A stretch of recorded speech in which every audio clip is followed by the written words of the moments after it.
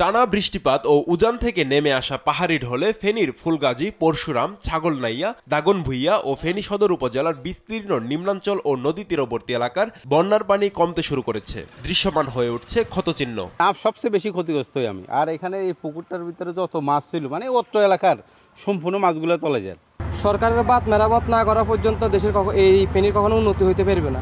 বাঁধটা এত টান না পারে, যদি বাঁধটা ভালোভাবে ঠিক করে তাহলে অন্তত মানুষ স্বস্তিতে থাকতে পারবে। বন্যায় এবারও কৃষি, মৎস্য ও প্রাণী সম্পদ খাতে ক্ষতি ছাড়িয়েছে কোটি টাকা। কৃষিতে ৩,৪৭০ হেক্টর ফসলি জমি পানির নিচে তলিয়ে আছে। প্রাণী সম্পদে ক্ষতি প্রায় ৬৫ লাখ টাকা।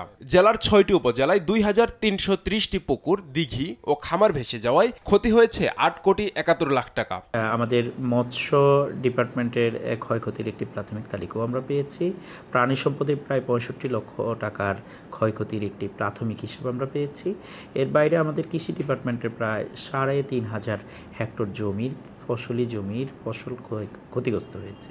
এদিকে বন্যা নিয়ন্ত্রণ বাঁধের ভাঙ্গন এলাকায় কাজ শুরু করেছে পানি উন্নয়ন বোর্ড। ৩৬টি ভাঙ্গনস্থানে তথ্য পেয়েছি এবং সেগুলিতে আমরা কাজ করার জন্য প্রস্তুতি নিচ্ছি।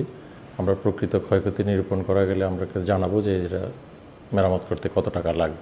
টানা বৃষ্টির ফলে সৃষ্ট জলাবদ্ধতা এবং ফেনী থেকে আসা বন্যার পানিতে নোয়াখালীতে আউশ, আমনের বীজতলা এবং গ্রীষ্মকালীন ও শরৎকালীন শাকসবজির ব্যাপক ক্ষতি হয়েছে। এতে বড় ধরনের লোকসানের মুখে পড়েছেন প্রান্তিক চাষিরা। অতিরিক্ত বৃষ্টির কারণে যে আমাদের বীজতলা নষ্ট হয়ে যায়, এতে করে আমরা বেশি দাম দিয়ে বীজ কিনতে হচ্ছে এবং আমরা বীজ বসানোর জন্য যে জায়গাগুলো আপনার ভাড়া নিতে হচ্ছে, এতে করে আমাদের উভয়টা মিলে আমাদের কৃষিকাজের খরচ অনেক বেড়ে গেছে।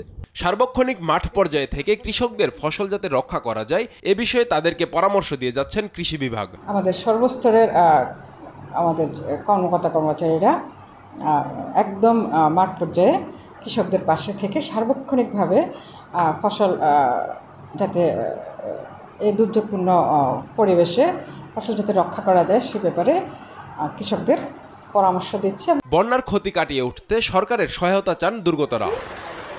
আব্দুল আল মারুফ, নিউজ ডেস্ক, দেশ টিভি।